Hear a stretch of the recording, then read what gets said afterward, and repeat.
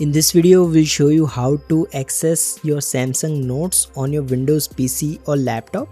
So for this, first open the Microsoft Store app on your PC and then search for Samsung Notes. Now download it. Once you have downloaded, you also need to search for Samsung account. Now select the first result and then download this app as well. Now open the Samsung account app from here, and it will now ask you to sign in to your Samsung account. So simply click on sign in. Sign in to your Samsung account using your phone or by directly entering your credentials.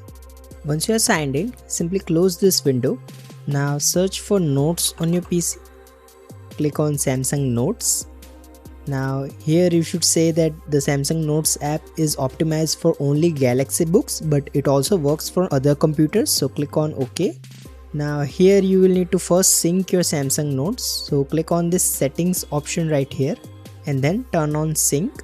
Now simply wait for the Samsung Notes app to sync all your notes. Once the syncing is finished, you can go to the all notes option and you should see all your Samsung Notes on your PC. If you find this video useful, please don't forget to like and subscribe to Glitch Guru.